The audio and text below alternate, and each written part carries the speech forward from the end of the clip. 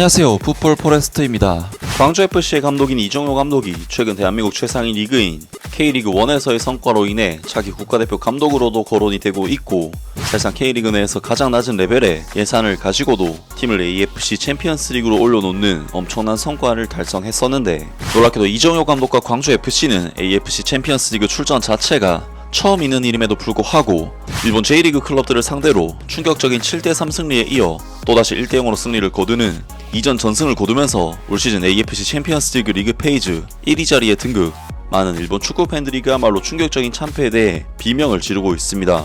광주FC의 이정효 감독은 최근 K리그 팬들로부터 정말 엄청난 각광을 받고 있는 K리그 감독들 중에서는 가장 라이징 스타 감독이라고 할 수 있습니다. 이정효 감독은 2008년 33살의 나이로 다소 일찍 선수 생활을 은퇴한 뒤 2011년 아주대학교 코치로 부임해 코치 생활을 시작했었는데, 2011년부터 2021년까지 아주대학교, 전남 드래곤즈, 광주FC, 성남FC, 제주 유나이티드 등 대학교 팀과 프로팀에서 10년 동안 코치와 수석 코치를 맡았고, 감독직과의 인연은 2022년 당시 2부 리그에 속해 있었던 광주FC 감독으로 부임하면서 마침내 시작이 됐었습니다. 사실 이정효 감독의 나이는 만 47세나 되어서야 프로 감독으로서 데뷔를 할 수 있었던 것이기 때문에 프로 감독으로서 데뷔 자체가 상당히 늦어진 감독이라고 할 수 있는데요. 하지만 이정효 감독은 광주FC 감독 부임 첫해 프로 감독으로서는 데뷔 시즌이었음에도 불구하고 막강한 공격력을 보여주면서 K리그2 우승을 차지해 1부 리그로 승격을 달성했고,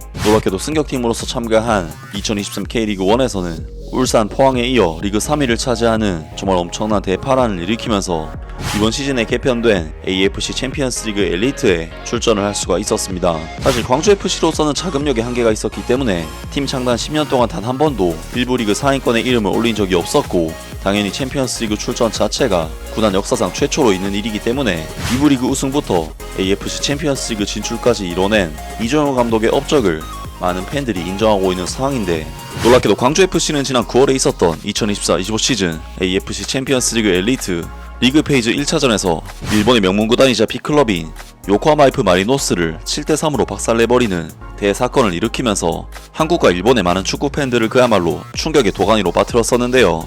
사실 요코하마 F 마리노스는 시민구단인 광주FC와는 달리 닛산이라는 거대 일본 자동차 기업이 보유하고 있는 기업 구단으로서, 심지어는 맨체스터 시티의 구단주인 시티풋볼 그룹에서도 지분을 가지고 있을 정도로 엄청난 자본력을 갖춘 클럽이고, 때문에 선수단의 객관적인 시장가치 평가액이 요코하마가 2배 가까이 되는 전력을 지닌 만큼 광주의 승리를 예측하기가 힘들었지만, 광주FC의 이번 7대3 승리는 아무도 예상하지 못한 그야말로 충격적인 결과가 아닐까 싶은데요.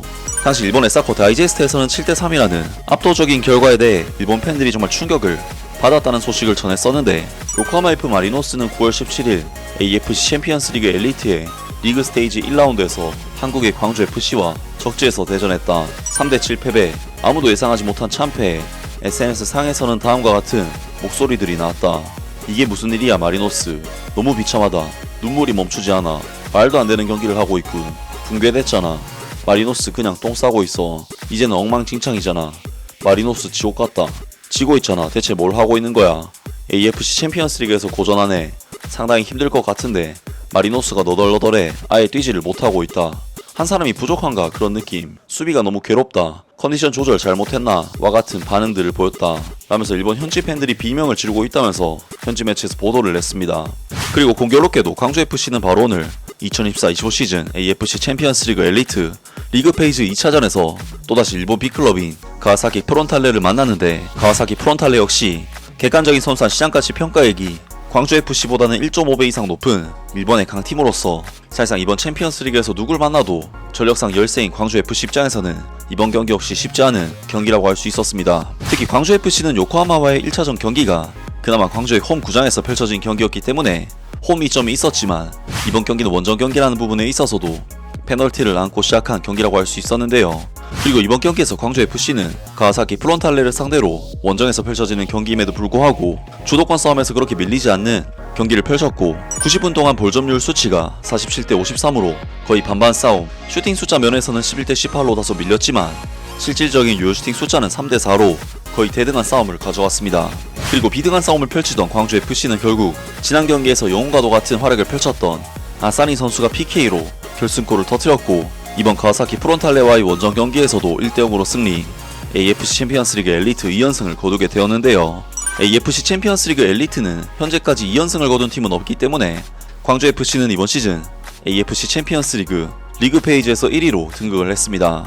정말 광주FC도 그렇고 이정호 감독도 그렇고 챔피언스리그 출전 자체가 아예 처음인데다 우리나라보다 저변이 좋고 가장 강력한 리그 중 하나인 일본 제1리그 팀에게만 2연승을 거뒀다는 것은 정말 놀라운 일이 아닐 수가 없는데요. 이번 경기에 대해 일본의 사커 다이제스트에서는 이번 경기 패배에 대해서도 요코하마에게 7골, 대승을 거둔 광주에게 가와사키도 이기지 못했고 통안의 PK로 실점을 허용하면서 0대1로 패배했다고 소식을 전했는데, 가와사키 프론탈레는 10월 1일 아시아 챔피언스리그 리그 엘리트의 리그 스테이지 2차전에서 한국의 광주FC와 대전, 공수 양면에서 상대의 강도가 높은 플레이에 시달리고 21분의 PK로 실점, 후반전은 되풀이해 몇 개의 결정적인 기회를 만들었지만 결정되지 않았고 0대1로 패배했다.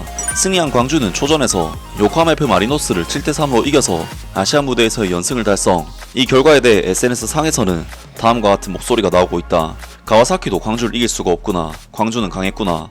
대단히 좋은 팀. 광주 대단했다. 일본이 광주에게 2연패인가. 한국의 제시 마치다. 광주는 강하다. 정말 잘했다. 광주 부러워. 좋은 팀이구나. 조금 서투른 상대가 될 것 같다는 생각은 하지 말아라. 11월 5일에는 비셀고베가 홈에서 광주와 격돌, 비셀고베도 잡을까? 와 같은 광주의 2연승에 굉장히 놀라는 반응들을 일본 팬들이 보였다고 합니다. 정말 광주FC는 일본 축구 팬들에게도 생소할 정도로 아예 처음 출전한 팀인 만큼 갑자기 튀어나온 이런 팀에게 일본 팀이 2번 연속 무너진 것은 충격적인 일이 아닐 수가 없겠습니다.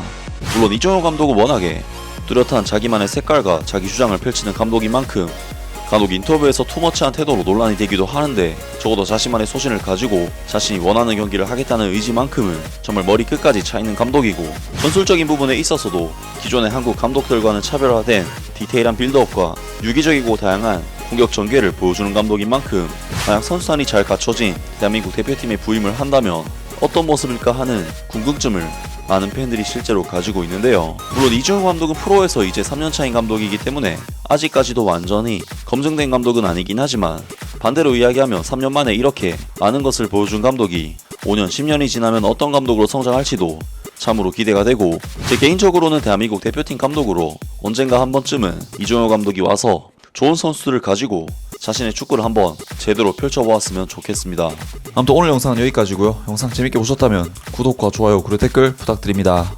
감사합니다.